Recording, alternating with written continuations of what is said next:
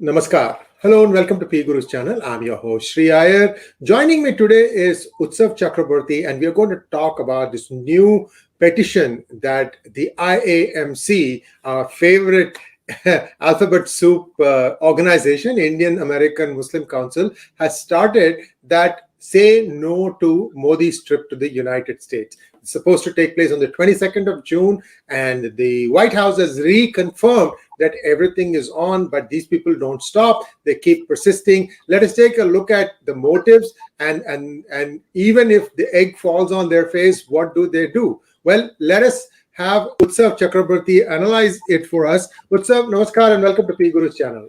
Namaskar, Shri, and happy to be back. So, Utsav, IAMC blatantly associated themselves with Rahul Gandhi. In fact, it is my contention, perhaps yours too, that they bust in all the crowds for what happened in New York for Rahul Gandhi's event. They made a big deal out of the fact that his face showed up in the Times Square. Big deal. You pay money, you can get anything you want there. Rahul Gandhi, Emperor of the Universe. So what? So talk to us a little bit about this latest initiative. They know fully well that the United States government is not going to back down on this. This is a state visit. It's a known thing. So why are they still persisting, fully well knowing that they're going to lose in this? My understanding is that they don't have a choice. See, the thing with the IAMC is that, they are the front end or the India-facing end of a larger pan-Islamist movement. And they, in any small department in a big company, what happens is if the small department doesn't jump around and show that it's doing something useful, the funding from the big company bosses don't show up. So I believe that the problem that IAMC faces now is that, it is a small India-facing front end of a larger pan-Islamist network. And, before I have come on this show and other guests of yours have discussed in detail how IAMC is part of the larger 𝙤𝙤𝙤𝙪𝙤 Muslim Brotherhood network. So they are just doing things at this point to make sure that, their supporters and their backers continue to consider them useful and continue to push forward, and the required amount of support that they need to look visible. Because, at this point of time, if you really see, the White House has fully embraced this as the state visit, the first state visit actually for Prime Minister Modi.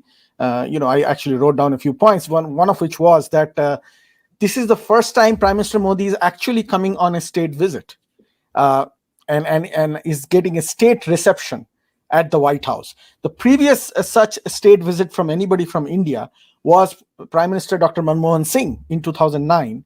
And the next one, the previous one before that, actually, interestingly, is the President of India, Dr. Radhakrishnan, many, many decades ago.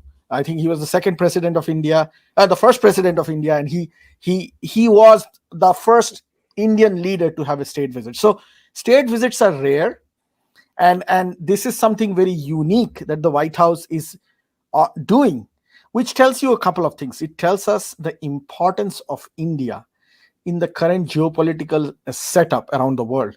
The old world order is not exactly what it used to be before, and it's changing very rapidly. And India has taken a very critical role in this. I think even somebody like President Biden, who otherwise has not been that eager to, embrace Prime Minister Modi, is also eagerly looking forward to it, which is a very nice shift in the right direction. Utsav, I'm reminded of a dialogue from Sholay. This is for IAMC benefit because we kind of moved away from that. But I wanted to say this right when you were talking about IAMC, but I didn't want to interrupt your flow. So this is like, Kam karo, varna gabbar aayega. So there's a fear that I have to show that I am working. Otherwise, my funding is in peril. Now, IAMC, these links have been written up quite a bit. We know that they have some chinks in their armor. Let's first talk about why this is so important for the United States. You said that India today is the only bright spot in an otherwise gloomy global economic scenario. That is very true. Now, what do you think Modi did right to land himself in this place today? I think the most important, in my opinion, the most important quality that the current government of India and the people of India have shown under Prime Minister Modi's leadership is the ability to change with times. India is a huge country, the largest population in the world. And in the past, one of the weaknesses that India had was lack of flexibility and lack of innovation. I think both these things have changed significantly. I'm not saying they are perfect, obviously that's not the point I'm trying to say. But given the scenario we are in today, I think India is the only bright star in the sky out there. And statistics point that out, and the credit does go to Modi for being flexible and innovative. It's just these two qualities that have made them really stand out. He zigged when he had to and he zagged when he had to. I get it, especially remembering that, he stood up to the pressure by the United States and still continued to buy crude from Russia. Then he turned that thing into an advantage by refining it in record time and re-exporting it back to the Western Europe and United States. Then they said, okay, so this also worked. I mean, so there is like, I don't like what you did, but I think I'm also liking what you are giving to me in return. So this kind of a flexible attitude, I think, has really made US and the West sit up and take notice that this guy is somebody who's quite sharp. And that's how I see it. I mean, there are many things that I have criticized Modi about. This one especially, of course, it has a risk still that if China were to blatantly come and attack India along the entire 3,400 kilometer corridor, India could be in trouble, at which point it might want to go and ask US for help. But besides that, this is a calculated risk, right? So what he might be, one could even say, that's why even though China is intruding into India, it is applying salami tactics to grab space from India. Modi continues saying, koi aaya nahi, koi gaya nahi, koi aaya nahi, koi gaya nahi, much to the consternation of some people in India. So, I mean, we have to look at this whole thing as one big game that he's playing. We don't know what is going on in his mind. And I don't think Biden or somebody in the United States knows what is going on in Modi's mind. Your thoughts? So I do believe that this is I credit Prime Minister Modi for his leadership. And I have to say that, even as we speak, there are constantly talks going on between India and China at the commander level in the border. And there has been some de-escalation. It has been publicized much, but there has been significant de-escalation in the border areas. So see, leadership is not about following a playbook. Leadership is about knowing when to make decisions and sticking by them and hopefully winning. And I think that is something unique that Modi has done so far to the best of the results that we can see. And I'm not saying that it is perfect. I'm not saying that nothing can go wrong. But so far what we see is stellar leadership from Prime Minister Modi. I mean, if for most people who follow cricket in India and people have been following the IPL, it's how Dhoni can be considered a leader. It doesn't matter how he fields. It doesn't matter how he bats. There is something unique that Dhoni brings to the table, which is leadership, that makes a huge difference in a team. And I think Modi is the Dhoni of geopolitics, I guess. Nice allegory there. Okay. So I2U2 group. Talk to us a little bit about this. It has been formed a few months ago. I haven't heard much about it. Kind of walk us through what is happening in this grouping. So this is a very unique and interesting. I think this is has one of the most potentials in today's world. I had written about a year and a half ago about the India-Arab Med corridor. Where there was it was a parallel to the Belt and Road.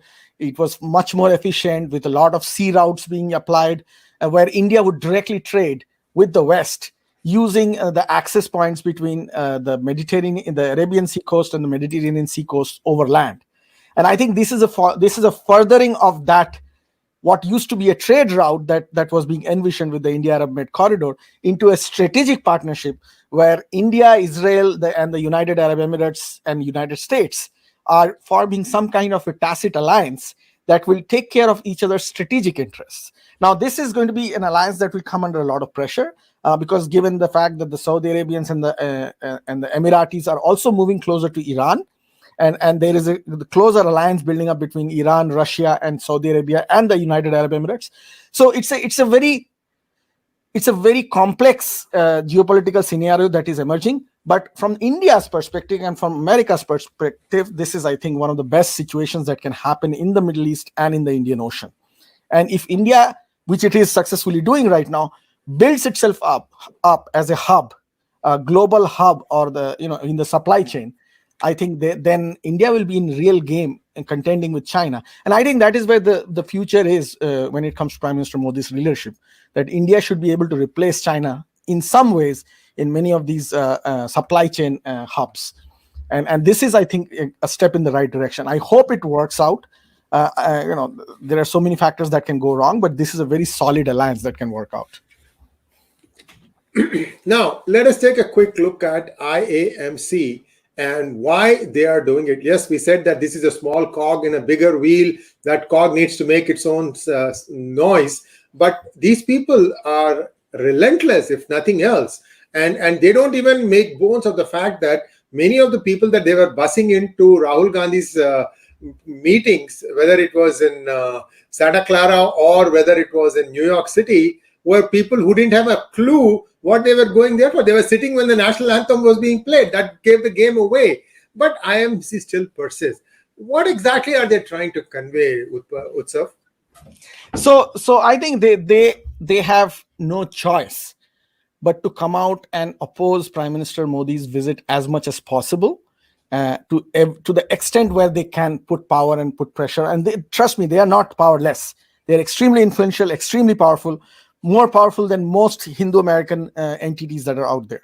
So let me, with full credits to IAMC on that. But it's just that they can't help themselves.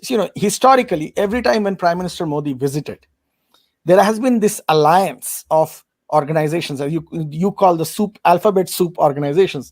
OFMI, IAMC, and Equality Lab, and this, that. ICNA, they all join hands, and the Khalistanis obviously, and they join hands and do a show of force.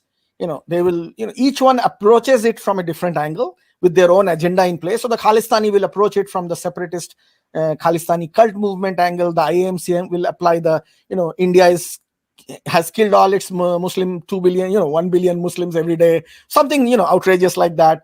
The Kashmiris will do their thing, and the Hizbul Mujahideen supporters will do their thing. They will all join hands and do a dog and pony show, and collect their paychecks from wherever they do it. So this is something that they cannot help. But after Rahul Gandhi came and OFMI and IAMC hosted his press conference at the National Press Club in Washington, D.C., and actually publicly went out along with Hindus for Human Rights, which is another alphabet soup of this organization, taking credit for their Capitol Hill event at the Kennedy Caucus Room. They have to show that they are now doing something to oppose Modi, and this is what they're doing. And I won't be surprised if in this list you will suddenly see the Khalistanis joining, the Kashmiris joining, and there's going to be a whole lot of things that will come into the picture. And I hope that the White House actually stands up to this and gives a solid rebuttal, because at least from the public, this is an insult to the White House as well. So what they are doing is actually insulting President Biden and the White House. How true is the allegation that there are 2 or 3 groups within the Department of State of the United States, one very severely leaning towards the Pakistani interests, one for Middle East, and one which tries to be neutral? How true is this? That is, I can believe that to be true, because it is not just unique to this president, but even prior to that, there are power centers in Washington, D.C. that control a lot of foreign policy issues, not necessarily always in the hands of the White House. It is no surprise that George Soros has been so public about his almost visceral hatred for Prime Minister Modi and the leadership that India is giving right now globally. So I won't be surprised that not just within the State Department, but also in the Justice Department, if there is a significant grouping that follows those narratives that are not necessarily the American mainstream narrative. And there could be groups that are very pro-Pakistan. I would say one of the most pro-Pakistani influenced areas in America is not the State Department or the Justice Department or the White House. It's the Pentagon. Because many of the Pentagon generals who are top-level leadership people today went to military colleges and military trainings with Pakistani military generals during the Cold War. and during the Afghan Mujahideen era in the 1980s. So, when you are a young officer, doing training with another young officer from another country at West Point or, North Carolina and one of those places, you do develop bonds and friendship. And the Pakistani military generals do use that in influencing American military leadership and building bonds with them. So I think all branches of America's foreign policy and military posturing has significant lobbies that have pro-Pakistan outlook. You're bringing an entirely new viewpoint that others haven't thought of, that the generals actually, these people were serving officers perhaps in the 70s and 80s when Russia had occupied Afghanistan. And at that time, US was fighting alongside the Pakistanis to drive the Russians out of Afghanistan. So these ties run deep. And the only thing that I had remembered about something like a wink, wink, nod, nod situation was the Kunduz airlift in 2001, where the Pakistanis said, we have a few people who were helping the Afghans. We would like to evacuate them. And the very kind-hearted generals of United States said, okay. It turned out to be like 20,000 people who had to be airlifted out of Kunduz. So this is a joke. These people were completely running the army in Pakistan in 2001. So anyway, we know that these people harbored Osama bin Laden and al-Zawahiri. Who knows who else? We don't know that. But clearly there is a nexus there. Now, finally, IAMC, the reason why we keep pointing to IAMC is because of some dubious links that they've had. Utsav, tell us a little bit about the recent activities. ISI is very deeply entrenched in these organizations, and I'm being told now that ISI no longer needs the army's funding to sustain itself, that it has become self-sufficient. I can believe that. See, as I said, the players we are discussing, Soros, for example, has been funding, and now it is quite open. In fact, yesterday there was a very beautiful report that 𝙒𝙧𝙤𝙪𝙥𝙤 came out with, in which they discussed the Soros funding on the Equality Labs platform. Not just Soros, but also the Omidyar network, which are like the two most active billionaire networks working globally. And India is at the crosshairs of both of them. So all ISI needs at this point is to be just connected to these movements. And these movements also benefit from the ISI's expertise. It's no surprise that one of the most intellectually active India-focused entities in the world would be ISI.